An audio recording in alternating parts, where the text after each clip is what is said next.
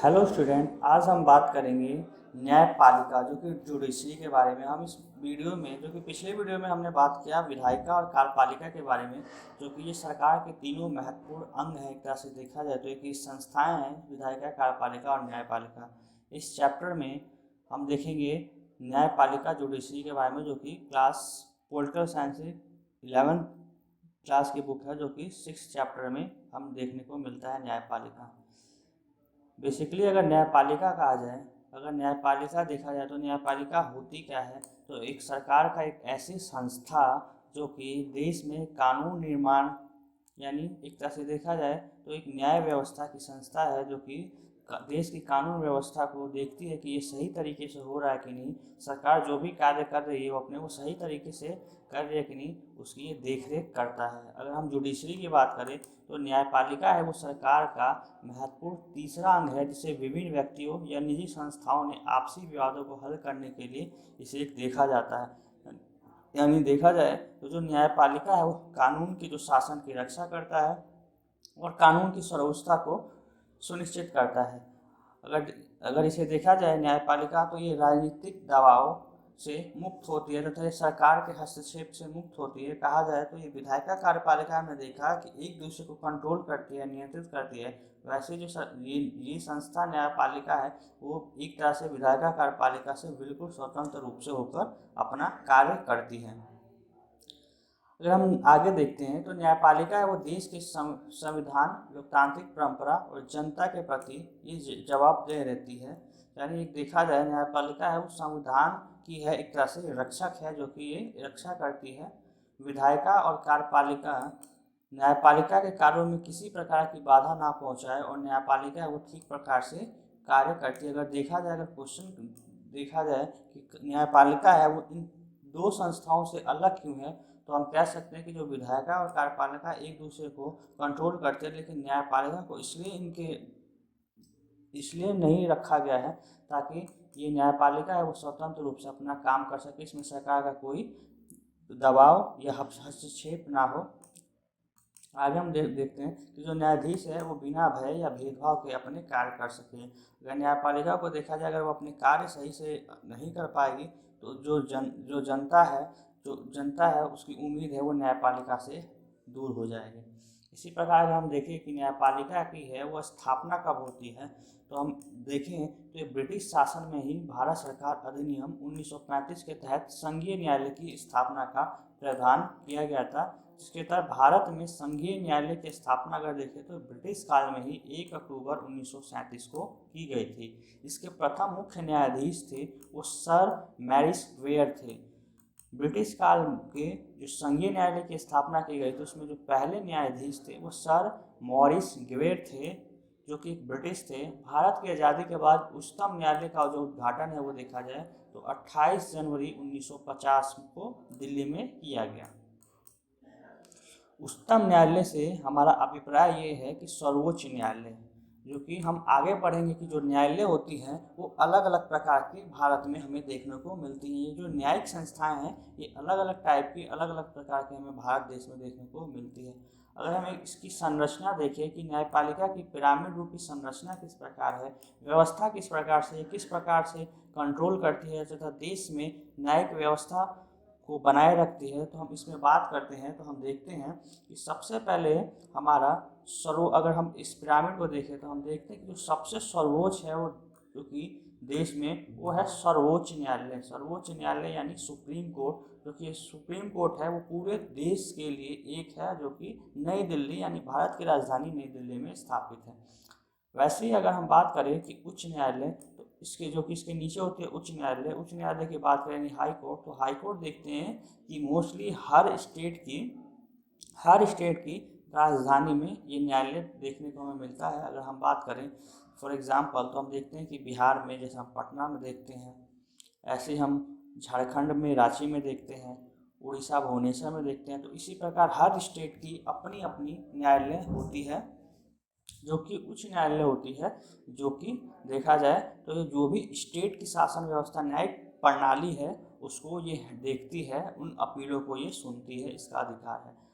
अगर हम अपवाद के रूप में देखें तो हम इसमें देखते हैं कि जो दिल्ली है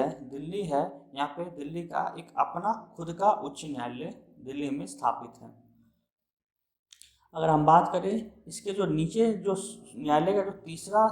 तीसरी जो संस्था है वो है जिला न्यायालय यानी डिस्ट्रिक्ट कोर्ट, जो कि हमें अमूमन हर डिस्ट्रिक्ट यानी हर राज्य के हर ज़िले में हमें देखने को मिलता है। फॉर एग्जांपल अगर हम बात करें कि बिहार में जैसे 38 ज़िले हैं, तो ये 38 ज़िलों में ये हमें जिला न्यायालय हमें देखने को मिलता है, जो कि जो भी डिस्ट्रिक्ट लेवल पर जो भी मामले आते हैं कोर्ट में वो इनको देखता है, इनको सुनता है। आगे हम बात करते हैं कि जिला न्यायालय के नीचे जो चौथी न्यायालय होती है वो होती है अधीनस्थ न्यायालय। अधीनस्थ न्यायालय की बात करें तो ये एक तरह से देखा जाए तो ये सब ऑर्डिनेट न्यायालय होती है, जो कि जो निचली छोटे छोटे मुकदमे हैं सुनवाई है उनको अधीनस्थ न्यायालय है ये सुनती है। अगर हम बात करें आगे हम देखते हैं कि जो न्यायपालिका की स्वतंत्रता है वो क्या है, यानी न्यायपालिका है उसे क्यों स्वतंत्र रखा गया है। तो न्यायपालिका की स्वतंत्रता का अगर हम अर्थ देखा जाए तो हम ये देखते हैं कि ये सरकार के जो दो अंग हैं विधायिका और कार्यपालिका, न्यायपालिका के कार्यों में हस्तक्षेप ना करके उनके कार्यों में किसी भी प्रकार की बाधा ना पहुंचाए, ताकि वो अपना कार्य है वो सही तरीके से और निष्पक्ष रूप से न्याय से कर सके। कहने का अभिप्राय ये है कि हमें न्यायपालिका को स्वतंत्रता इसलिए दी गई है ताकि जो भी विधायिका और कार्यपालिका है उनसे स्वतंत्र रूप से अपना काम है वो कर सके, बिना किसी दबाव के, बिना किसी हस्तक्षेप के, बाधा के, निष्पक्ष रूप से यानी ये अपना कार्य है वो कर सके। अगर हम बात करें तो संघात्मक सरकार यानी हम भारत में देखते हैं संघात्मक सरकार। अगर हम बात करें संघात्मक सरकार, क्योंकि हम भारत में देखते हैं कि हमारी जो व्यवस्था है वो भारत में देखते हैं कि अर्ध संघात्मक व्यवस्था है। तो हम अगर फेडरल गवर्नमेंट में देखें तो संघ और राज्यों के मध्य विवाद के समाधान और संविधान की सर्वोच्चता बनाए रखने का जो दायित्व है वो न्यायपालिका पे होता है। अगर देखा जाए फेडरल गवर्नमेंट में संघात्मक सरकार में तो जो भी संघ या राज्य, जो भी स्टेट और सेंट्रल गवर्नमेंट होते हैं उनके बीच अगर कोई भी विवाद होता है तो उसका जो समाधान है, उनके जो बीच मसले हैं वो संविधान की सर्वोच्चता बनाए रखने का जो दायित्व है वो न्यायपालिका देखती है। यानी इन दोनों स्टेट गवर्नमेंट और सेंट्रल गवर्नमेंट के बीच कोई भी मतभेद विवाद होता है तो इसका जो फैसला है वो सुप्रीम कोर्ट अपने स्तर पे करती है। इसके साथ साथ उस पर मूल अधिकारों का संरक्षण का दायित्व भी है। यानी देखा जाए तो जो भी मूल अधिकार, अगर हम भारत में की बात किया जाए तो जो भी हमने स्टार्टिंग में जो पढ़ा है फंडामेंटल राइट्स, जो भी हमारे मौलिक अधिकार है, तो अगर कहीं भी उनका हनन होता है तो हम सीधे हैं वो जाके उच्चतम न्यायालय में जाके अपील कर सकते हैं, रिट दायर कर सकते हैं, जाके अपील दायर कर सकते हैं। इसके लिए न्यायपालिका का स्वतंत्र एवं निष्पक्ष होना अति आवश्यक है, ताकि ये बिना किसी दबाव के अपने फैसले है वो कर सके, बिना किसी भेदभाव के। आगे हम देखते हैं कि सर्वोच्च न्यायालय का गठन। अगर हम बात करें तो हमने पढ़ा कि उच्चतम न्यायालय यानी जो भी उच्चतम न्यायालय है जो कि एक देश की प्रमुख संस्थान है सर्वोच्च न्यायालय। अगर हम इसके गठन की बात करें कि इसका गठन किस प्रकार से किया गया है तो हम देखते हैं कि सर्वोच्च न्यायालय के गठन के बारे में जो प्रावधान है उस संविधान के अनुच्छेद यानी संविधान में इसका जिक्र किया गया है। अनुच्छेद 124(1) में दिया गया है। अनुच्छेद 124(1) के तहत मूल संविधान में सर्वोच्च न्यायालय के न्यायाधीशों की जो संख्या है वो एक मुख्य न्यायाधीश तथा 7 अन्य न्यायाधीशों को मिलाकर कुल 8 रखी गई है। अगर हम बात करें कि कितने स्टार्टिंग समय में ये कितने न्यायाधीश थे तो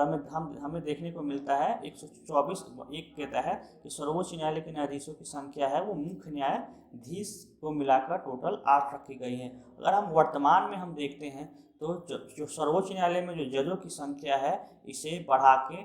33 यानी 33 किया गया है, जो कि मुख्य न्यायाधीश सहित ये होते हैं। आगे हम बात करते हैं कि जो सर्वोच्च न्यायालय के न्यायाधीशों की संख्या यानी सर्वोच्च न्यायालय में सुप्रीम कोर्ट में कितने न्यायाधीश हों, उनके क्षेत्राधिकार से अभिप्राय ये है कि उनके क्षेत्र क्या क्या हो, उनके क्षेत्र यानी अधिकार क्या क्या हो, वो कहाँ तक फैसलों को सुन सकते हैं, सुनवाई कर सकते हैं और न्याय कर सकते हैं, तो उनके क्या क्या क्षेत्राधिकार हो, ऐसे कौन सा सब्जेक्ट हो, विषय हो जिन पे वो सुन सकते हैं। फिर न्यायाधीशों के वेतन और उनकी शर्तें हैं वो निश्चित करने का अधिकार है। ये सभी अधिकार संसद को दिया गया है, जो कि हमने शुरुआती समय में पढ़ा कि जो सारे काम हैं ये विधायिका करती हैं। इसमें इस शक्ति का प्रयोग कर संसद ने समय पर न्यायाधीशों की वर्तमान संख्या को बदलती रहती है, जो कि देखा जाए सर्वोच्च न्यायालय में तो हमने बात की कि टोटल अभी वर्तमान में प्रेजेंट में देखा जाए तो 33 जो न्यायाधीश हैं वो सर्वोच्च न्यायालय में कार्य कर रहे हैं। आगे हम बात करते हैं कि न्यायाधीश से अभिप्राय हमारा ये है कि जो कोर्ट होते हैं तो कोर्ट के अंदर न्यायाधीश होते हैं, कोर्ट के अंदर न्यायाधीश होते हैं, उनका कार्य क्या होता है, ये जो भी फैसले या मुकदमे उनकी सुनवाई कौन करता है, न्यायालय में न्यायाधीश ही करता है। तो अब बात करते हैं कि जो न्यायाधीश के रूप में नियुक्त होने के लिए व्यक्ति को इन वकालत का अनुभव और कानून का विशेषज्ञ होना चाहिए। इसका जो कार्यकाल होता है वो निश्चित होता है, यानी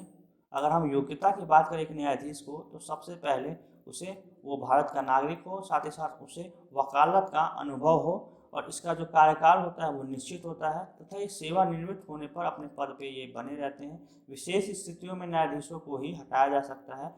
अर्थात न्यायपालिका, विधायिका और कार्यपालिका पर वित्तीय रूप से ये निर्भर नहीं है। जो भी इसके न्यायाधीश के जो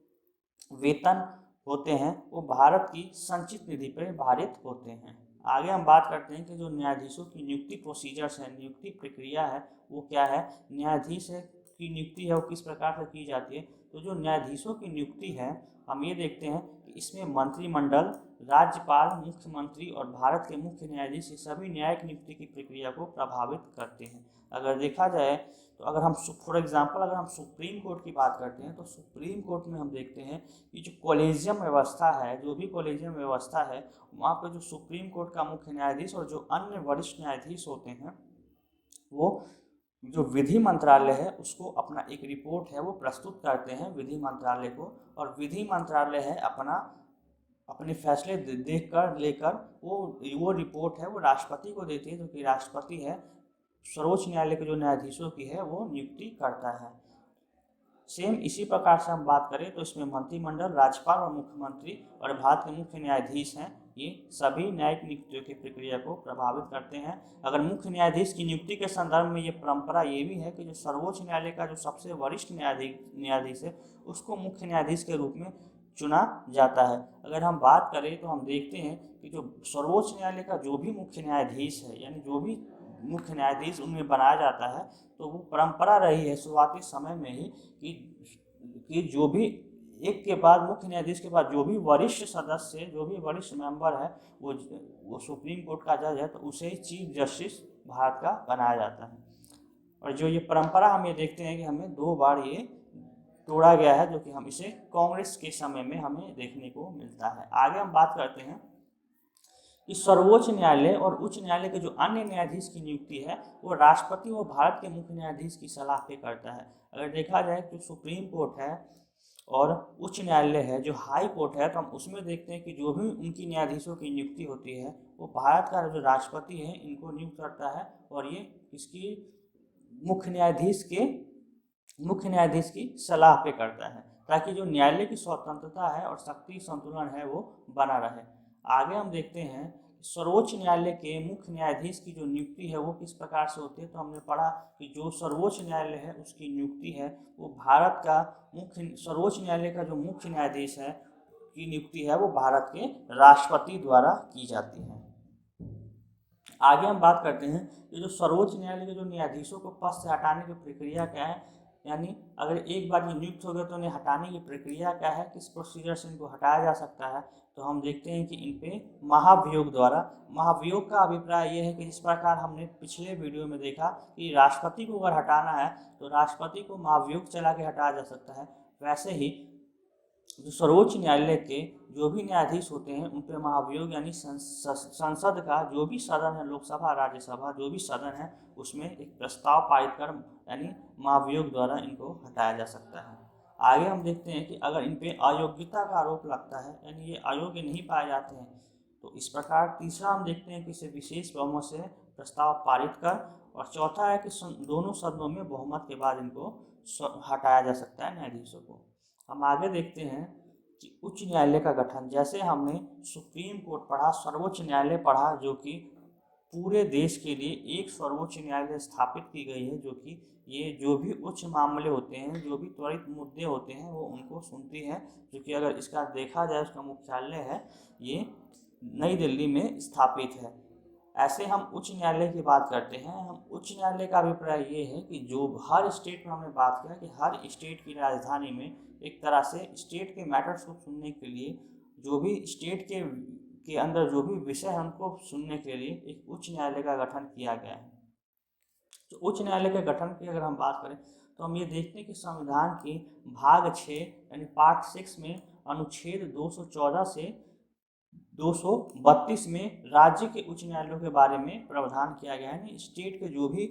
हाई कोर्ट हैं उनके बारे में बात किया गया है। आगे हम देखते हैं कि जो उच्च न्यायालय है वो राज्य का सबसे बड़ा न्यायालय होता है, जो कि हमने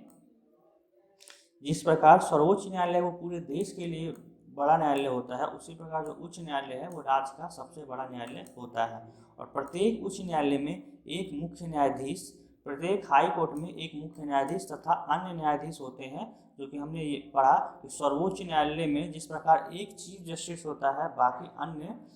न्यायाधीश होते हैं, उसी प्रकार सेम उच्च न्यायालय में भी एक न्यायाधीश और ऐसे ही अन्य एक मुख्य न्यायाधीश और अन्य न्यायाधीश होते हैं, जिन्हें इनकी नियुक्ति है वो राष्ट्रपति द्वारा की जाती है,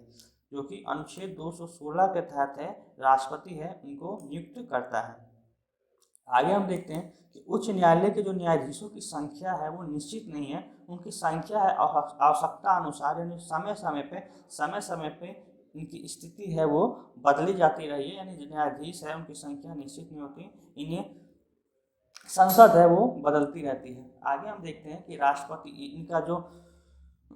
इनकी जो अवधि है वो राष्ट्रपति द्वारा बढ़ाई भी जा सकती है। आगे हम देखते हैं कि वर्तमान में उच्च न्यायालयों की अगर हम संख्या देखें तो ये हमें, जो कि पूर्व में 22 थे, जो कि अभी में हम उच्च न्यायालयों की संख्या देखते हैं, ये 24 टोटल हमें उच्च न्यायालय देखने को मिलते हैं भारत में। आगे हम देखते हैं कि उच्चतम न्यायालय के न्यायाधीश की योग्यता क्या है, जो कि हमने ऊपर ही पढ़ा कि जो भी उच्चतम न्यायालय, जो भी सर्वोच्च न्यायालय है, उनके न्यायाधीशों के लिए योग्यताएं क्या है। तो सबसे पहले वो भारत का नागरिक हो और किसी भी उच्च न्यायालय यानी जो भी हाई कोर्ट है उनमें कम से कम 5 वर्ष तक का वो न्यायाधीश के पद पे रह चुका हो, या एक से अधिक उच्च न्यायालय में लगातार कम से कम 10 वर्ष अधिवक्ता यानी 10 साल तक वो एडवोकेट रह चुका हो। ऐसे हम आगे देखते हैं कि वो राष्ट्रपति की दृष्टि में एक परंपरागत विधिवेता हो राष्ट्रपति की नज़रों में। आगे हम देखते हैं कि उच्चतम न्यायालय के न्यायाधीशों का कार्यकाल होता है, तो जो भी सर्वोच्च न्यायालय हैं उनके जो न्यायाधीशों का जो कार्यकाल होता है वो अपने पद से 65 वर्ष की आयु तक अपना पद है वो ग्रहण करते हैं। आगे हम बात करते हैं कि सर्वोच्च न्यायालय के जो क्षेत्र अधिकार, यानी जो भी सुप्रीम कोर्ट है उसका क्षेत्र अधिकार अगर देखें कि क्या क्या विषय हैं, क्या क्या पावर्स है जो कि सर्वोच्च न्यायालय को भारतीय संविधान द्वारा मिली हुई है, दी गई हैं, तो हम उसमें देखते हैं कि सबसे पहले हम देखते हैं कि मौलिक क्षेत्राधिकार। मौलिक क्षेत्राधिकार का अभिप्राय ये है कि कुछ मुकदमों को की सुनवाई है वो सीधे सर्वोच्च न्यायालय है वो कर सकता है, यानी ऐसे मुकदमों में पहले निचली अदालतों में सुनवाई जरूरी नहीं है। ये अधिकार उसे संघीय मामलों में संबंधित सभी विवादों का एक निर्णायक की भूमिका देता है। आगे हम देखते हैं कि रिट संबंधित क्षेत्राधिकार, जो कि रिट संबंधित क्षेत्राधिकार में हमने पहले पढ़ा कि जो संवैधानिक उपचारों के जो अधिकार हैं, मौलिक अधिकार, उसमें अगर किसी व्यक्ति का मौलिक अधिकार हनन होता है तो सर्वोच्च न्यायालय में वो सीधे जाके कोर्ट में अपील दायर कर सकता है, जो कि ये सर्वोच्च न्यायालय के रिट संबंधित क्षेत्राधिकार होते हैं। यानी मौलिक अधिकारों के उल्लंघन रोकने के लिए सर्वोच्च न्यायालय अपने विशेष आदेश रिट के रूप में इसे दे सकता है, और उच्च न्यायालय भी रिट है वो जारी कर सकता है। इन रिटों के माध्यम से न्यायालय है वो कार्यपालिका को कुछ करने और ना करने का आदेश भी दे सकता है। आगे हम देखते हैं कि अपीलीय क्षेत्राधिकार। अपीलीय क्षेत्राधिकार का मतलब अभिप्राय ये है कि जो सर्वोच्च न्यायालय है वो अपील का उच्चतम न्यायालय है, यानी कोई भी व्यक्ति है अगर हम देखें कोई भी मैटर से, कोई भी विषय है, कोई व्यक्ति जिला अदालत से जाता है, जिला अदालत सबसे पहले वो अधीनस्थ न्यायालय, फिर जिला अदालतें, फिर उच्च न्यायालय, फिर उसके बाद अंतिम जो निर्णय होता है वो सर्वोच्च सुप्रीम निर्णय होता है, वो सुप्रीम कोर्ट का होता है। तो कहने का अभिप्राय ये है कि कोई भी व्यक्ति उच्च न्यायालय के निर्णय के विरुद्ध, यानी उच्च निर्णय यानी जो भी निचली अदालतें हैं, हाई कोर्ट, डिस्ट्रिक्ट कोर्ट, उनके विरुद्ध, उन फैसलों के विरुद्ध सर्वोच्च न्यायालय में है वो अपील कर सकता है। लेकिन इसके लिए उच्च न्यायालय को प्रमाण पत्र देना पड़ता है कि वो सर्वोच्च न्यायालय में अपना अपील है वो कर सकता है। अपीलीय क्षेत्राधिकार का अर्थ ये है कि सर्वोच्च न्यायालय पूरे मुकदमे पर पुनर्विचार करेगा और उसके कानूनी मुद्दों को फिर से दोबारा से जांच करेगा। आगे हम देखते हैं कि सलाह संबंधी क्षेत्रीय अधिकार। सलाह क्षेत्रीय संबंधी अधिकार का अभिप्राय ये है कि जो मौलिक और जो अपीली क्षेत्राधिकार के अतिरिक्त सर्वोच्च न्यायालय का परामर्श संबंधी क्षेत्रीय अधिकार है। यानी समय समय पे राष्ट्रपति को जब भी जरूरत होगी किसी भी विषय पे तो हम देखते हैं कि जो सुप्रीम कोर्ट का जो मुख्य न्यायाधीश है वो राष्ट्रपति को अपना सलाह किसी भी विषय पे दे सकता है, क्योंकि राष्ट्रपति के लिए बाध्यकारी नहीं होते उसके फैसले। आगे हम देखते हैं कि विशेषाधिकार क्या क्या है। तो हम देखते हैं कि किसी भी भारतीय अदालत के दिए गए फैसले पर स्पेशल राइट पिटीशन के तहत अपील है, वो अपील पर सुनवाई होती है। और दूसरा है कि भारत में न्यायिक सक्रियता का मुख्य साधन जनहित याचिका या सामाजिक व्यवहार की याचिका रही है। अगर देखा जाए तो जनहित याचिका से अभिप्राय ये है कि एक ऐसा वर्ग, एक ऐसा समुदाय जो कि न्यायालय में अपनी मांग न्यायालय में है, वो जाके अपनी अपील दायर नहीं कर सकता। अगर उसके साथ मौलिक हनन होता है या कुछ उसके अधिकारों का हनन होता है तो इसके अगेंस्ट उसके ओर से, उन विशेष वंचित समुदाय की ओर से एक जनहित याचिका है, कोई भी व्यक्ति संगठन जाके सीधे सुप्रीम कोर्ट में दायर कर सकता है। आगे हम देखते हैं जनहित याचिका है कि 1979 से 80 के बाद जनहित याचिकाओं और न्यायिक सक्रियता के द्वारा न्यायाधीश ने उन मामलों में रुचि दिखाई है जहां समाज के कुछ वर्गों के लोग आसानी से अदालत की सेवाएं हैं वो नहीं ले पाते। यानी देखा जाए तो समाज में कुछ ऐसे वर्ग है जो कि वंचित, जो पिछड़े समाज है, क्योंकि अभी भी जो न्याय है उनको उचित प्रकार से नहीं मिल पाता, वो कोर्ट नहीं जा पाते। इस उद्देश्य की पूर्ति हेतु न्यायालय ने जन सेवा की भावना से भरे नागरिक सामाजिक संगठन और वकीलों को समाज के जरूरतमंद और गरीब लोगों की ओर से याचिकाएं दायर करने की इजाज़त दी है। यानी कोई भी व्यक्ति या कोई भी समाज NGO संगठन है वो गरीब लोगों की ओर से सीधे सुप्रीम कोर्ट में जाके अपील है वो कर सकता है। आगे हम देखते हैं कि जो न्यायिक सक्रियता ने न्याय व्यवस्था को लोकतांत्रिक बनाया है और कार्यपालिका उत्तरदायी बनने पर ये बाध्य हुई है। आगे हम देखते हैं कि चुनाव प्रणाली को भी ज़्यादा मुक्त और निष्पक्ष बनाने का प्रयास किया है, कि जो भी हमारी चुनावी प्रणाली व्यवस्था है वो ज़्यादा से ज़्यादा मुक्त हो और निष्पक्ष बनाने का इसमें प्रयास किया गया है। ऐसे ही चुनाव लड़ने वाले जो भी प्रत्याशियों को अपनी संपत्ति, आय और शैक्षणिक जो योग्यताओं के संबंध में शपथ पत्र देने का निर्देश दिया गया ताकि लोग सही जानकारी के आधार पर अपने प्रतिनिधियों का चुनाव कर सकें। आगे हम देखते हैं जो अपीलीय का अभिप्राय ये है कि जो भी दीवानी और फौजदारी जो कि मामले हमें देखने को मिलते हैं, दीवानी और फौजदारी, तो जो भी ये मामले हैं ये जुड़े अधीनस्थ न्यायालयों के मुकदमे पर सुनवाई कर सकता है। ऐसे ये सलाहकारी है। सलाहकारी हमने देखा कि ये जनहित के मामलों और कानून के मसलों पर राष्ट्रपति को है वो अपनी सलाह देता है। अगर हम भारत के सर्वोच्च न्यायालय के कार्य के बारे में हम देखें तो सर्वोच्च न्यायालय के कार्य क्या होते हैं, वैसे कौन कौन से वर्ग है जो कि वो करता है, तो हम देखते हैं कि इसके फैसले सभी अदालतों को मान्य होते हैं, यानी सभी अदालतें हैं इनको मानती है। साथ ही साथ ये उच्च न्यायालय के न्यायाधीशों का तबादला कर सकता है, यानी एक स्टेट की जो भी न्यायाधीश है उनको दूसरे स्टेट में, फॉर एग्जाम्पल के लिए देखा जाए तो कोई भी स्टेट अगर यूपी का न्यायाधीश है तो उसे वो हरियाणा, पंजाब, असम कहीं भी उसे भारत के किसी भी अन्य राज्यों में उसे भेज सकता है, उसका तबादला कर सकता है। ये किसी भी अदालत का मुकदमा है वो अपने पास मंगवा सकता है, चाहे देश भर के कोई भी मुकदमे हो, सर्वोच्च न्यायालय है किसी भी स्टेट के उच्च न्यायालय का जो मुकदमा हो वो अपने पास सुनवाई के लिए मंगवा सकता है। या किसी एक उच्च न्यायालय में चल रहे मुकदमे को दूसरे उच्च न्यायालयों में भी भिजवा सकता है। अर्थात कि जो भी एक किसी भी स्टेट में कोई भी मुकदमा चल रहा है तो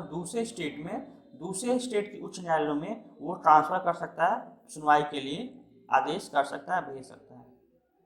अगर हम बात करें कि उच्च न्यायालय के क्या कार्य है, जैसे हमने ऊपर पढ़ा कि सर्वोच्च न्यायालय यानी भारत का जो सर्वोच्च न्यायालय जो सुप्रीम कोर्ट है उसके क्या अधिकार हैं, कार्य हैं, ऐसे ही उच्च न्यायालय यानी जो भी स्टेट गवर्नमेंट के जो भी स्टेटों में हमें देखने को मिलता है जो हाई कोर्ट होते हैं,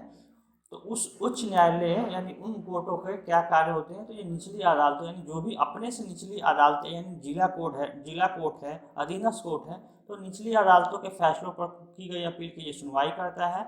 मौलिक अधिकारों को बहाल करने के लिए ये रिट भी जारी कर सकता है, यानी जो भी मौलिक अधिकार उसका हनन होता है तो ये भी रिट जारी कर सकता है। यानी रिट जारी करने का अधिकार हम देखते हैं तो ये केवल भारत के सर्वोच्च न्यायालय और उच्च न्यायालय यानी सुप्रीम कोर्ट और हाई कोर्ट को ही दिया गया है। आगे हम देखते हैं कि जो राज्य के क्षेत्र अधिकार में आने वाले मुकदमों का निपटारा करते हैं, यानी स्टेट के अंदर जो भी मुकदमे आते हैं उनको ये विवादों का निपटारा करता है, चाहे वो व्यक्ति और राज्य सरकार के बीच में हो,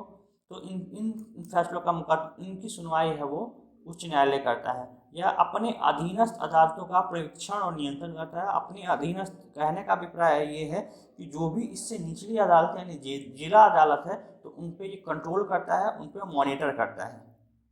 आगे वैसे ही हम आगे देखते हैं कि जो जिला अदालत के कार्य क्या हैं, यानी जो डिस्ट्रिक्ट कोर्ट हैं तो उनके क्या वर्क हैं, तो ये हम देखते हैं कि जिले में दायर यानी एक डिस्ट्रिक्ट में, फॉर एग्जांपल अगर हम देखा जाए तो दिल्ली की बात की जाए तो हम देखते हैं कि वेस्ट दिल्ली, साउथ दिल्ली, तो जो भी एक ज़िला है, अगर बात की जाए दिल्ली में जो ये ज़िले हैं, तो जो भी ज़िले में आने वाले जो भी मामले हैं, जो भी अपील होती हैं, ये जिला कोर्ट है, डिस्ट्रिक्ट कोर्ट है, उनकी सुनवाई करती है। ऐसे ही निचली अदालतों के फैसले पर की गई अपील की भी सुनवाई करती है, और जो भी इससे जो निचली अदालतें हैं उनके फैसलों की भी ये अपील की सुनवाई करती है, और गंभीर किस्म के आपराधिक मामले पर ये फैसला देती है, यानी कोई भी आपराधिक मामला है उन पर ये अपना फैसला देती है। आगे हम देखते हैं कि सक्रिय न्यायपालिका का नकारात्मक पहलू। कि सक्रिय अगर हम देखें कि वर्तमान में जो एक्टिव न्यायपालिका है उसकी नकारात्मक यानी नेगेटिव पहलू क्या है, एस्पेक्ट्स क्या है, तो हम देखते हैं कि इससे न्यायपालिका में काम का बोझ बढ़ा है।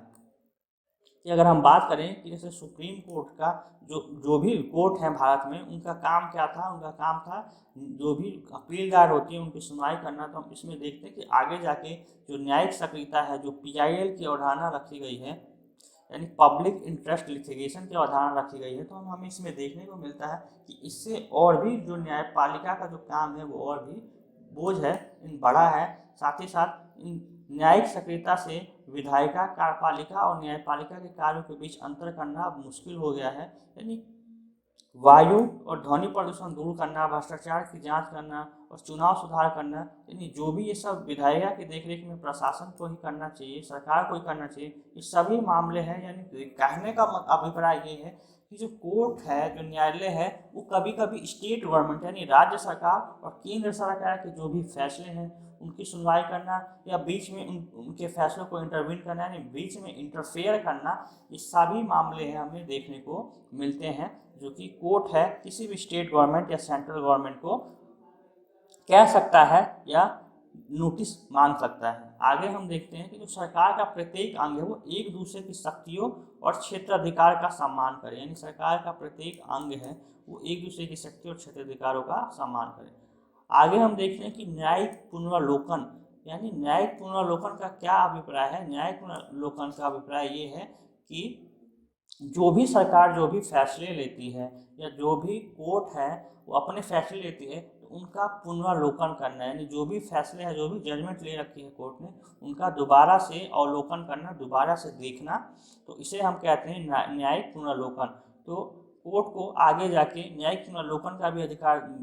प्राप्त है, क्योंकि न्यायिक पुनरावलोकन का अर्थ होता है कि सर्वोच्च न्यायालय किसी भी कानून की संवैधानिकता की जांच कर सकता है, और यदि ये संविधान के प्रावधानों के विपरीत हो तो इसे गैर संवैधानिक भी घोषित कर सकता है। फॉर एग्जाम्पल के लिए अगर हम बात करें तो हम वर्तमान में देखते हैं कि जो सर्वोच्च न्यायालय में जो जजेस को अपॉइंट करने की जो व्यवस्था है, नियुक्ति की प्रक्रिया है, तो उसमें कॉलेजियम की है वो एक तरह से बहुत ज़्यादा भागीदारी होती है। यानी जो भी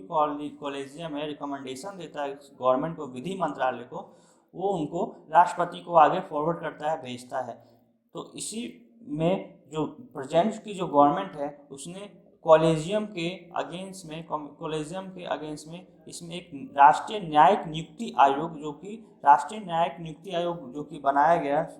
जो भारतीय की संसद है इसने पारित किया विधेयक को। तो इसमें देखा गया कि जो सर्वोच्च न्यायालय है इसने विधेयक को इसे असंवैधानिक यानी गैर संवैधानिक इसे घोषित कर दिया और जो कॉलेजियम जो व्यवस्था है उसे बनाए रखा। आगे हम देखते हैं कि जो भी संघीय मामले हैं, संघीय का अभिप्राय ये है कि जो भी केंद्र और राज्य संबंध है, यानी जो भी सेंट्रल स्टेट गवर्नमेंट के जो भी मामले में भी है, वो सर्वोच्च न्यायालय है वो न्यायिक पुनरावलोकन की शक्ति का प्रयोग कर सकता है। यानी जो सर्वोच्च न्यायालय है उसमें ये भी देख सकता है कि केंद्र और राज्यों के संबंध है वो किस प्रकार से है, तो वो भी इस पर कर सकता है, फैसले ले सकता है। ऐसे ही न्यायपालिका है वो विधायिका द्वारा पारित कानूनों की ओर संविधान की व्याख्या करता है और प्रभावशाली ढंग से संविधान की है वो रक्षा करता है। अभिप्राय ये है कि जो भी विधायिका कानून बनाती है उसके द्वारा पारित कानूनों और संविधान की ये व्याख्या करता है और इसमें देखता है कि कोई भी गवर्नमेंट है, सरकार है, विधायिका है, वो उचित प्रकार से संविधान के अनुसार है वो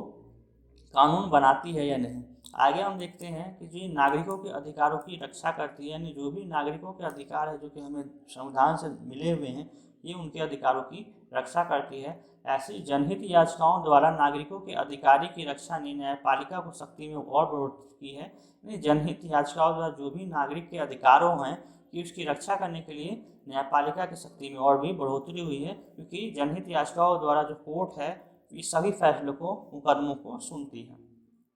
आगे हम बात करते हैं कि न्यायपालिका और संसद। अगर न्यायपालिका और संसद के बीच, संसद यानी देखा जाए तो विधायिका, यानी न्यायपालिका और विधायिका के बीच अगर हम संबंधों की बात करें तो हम देखते हैं कि जो भारतीय संविधान में सरकार के प्रत्येक अंग का एक स्पष्ट कार्यक्षेत्र होता है। हमने पिछले वीडियो में देखा और हमने देखा कि जो भी संविधान में ये जो दिया विधायिका, कार्यपालिका और जो न्यायपालिका का है, इनका संबंधों को स्पष्ट रूप से बताया गया, यानी इनका पृथक्करण किया गया है, जो कि हम देखने को मिलता है संविधान में। तो हम देखते हैं कि इस कार्य विभाजन के बावजूद भी संसद व न्यायपालिका तथा कार्यपालिका और न्यायपालिका के बीच टकराव है वो भारतीय राजनीति की विशेषता रही है। अभिप्राय ये है कि स्पष्ट इन संस्थाओं के स्पष्ट विभाजन के बाद भी अभी भी हम देखते हैं कि विधायिका और कार्यपालिका और न्यायपालिका के बीच टकराव है वो अभी भी वर्तमान समय में हमें देखने को मिलता है। जिसमें हम देखते हैं कि संपत्ति का अधिकार, संसद की संविधान को संशोधित करने की शक्ति के संबंध में, इनके द्वारा मौलिक अधिकारों को सीमित नहीं किया जाना, यानी निवारक नजरबंदी कानून और नौकरियों में आरक्षण संबंधी जो कानून है इस पर हमें देखने को मिलता है। आगे हम देखते हैं कि 1973 में सर्वोच्च न्यायालय के जो निर्णय है क्या थे, तो हमें देखने को मिलता है कि संविधान का जो एक मूल ढांचा है और संसद सहित कोई भी इस मूल ढांचे से छेड़छाड़ है ये नहीं कर सकती, क्योंकि हमें संविधान संशोधन द्वारा इस ढांचे का कोई नहीं बदल सकता। कहने का अभिप्राय ये है कि सरकार है जो भी संविधान का एक ढांचा है, फंडामेंटल बेस है, उसके साथ छेड़छाड़ है वो नहीं कर सकती, उसे नहीं बदल सकती। संपत्ति के अधिकार के विषय में न्यायालय ने कहा है कि ये मूल ढांचे का हिस्सा नहीं, उस पर समुचित प्रतिबंध लगाया जा सकता है। जो कि हम देखते हैं कि जो सर्वोच्च संविधान के पारित होने के बाद हम देखते हैं कि व्यक्ति को मौलिक अधिकार के रूप में हमें संपत्ति का अधिकार दिया गया, जो कि आगे इसे संविधान संशोधन करके 300 करके इसे एक संपत्ति के अधिकार को मौलिक अधिकार से हटा दिया गया। तो हम इसमें देखते हैं कि न्यायालय ने यह निर्णय अपने पास रखा कि कोई भी मुद्दा मूल ढांचे का हिस्सा है या नहीं, ये निर्णय संविधान की व्याख्या करने का शक्ति का सर्वोत्तम उदाहरण है। यानी कोर्ट है ये देखती है कि कोई भी मुद्दा है ये कॉन्स्टिट्यूशन का मूल हिस्सा तो नहीं है, ये सभी फैसले हैं ये संविधान की व्याख्या करती है। ऐसे हम आगे देखते हैं कि तो विधायिका और न्यायपालिका के बीच विवाद के विषय भी बने रहते हैं। संविधान ये व्यवस्था करना है कि न्यायाधीशों के आचरण पर संसद में कोई चर्चा नहीं की जा सकती। कहने का भाव ये है कि न्यायपालिका के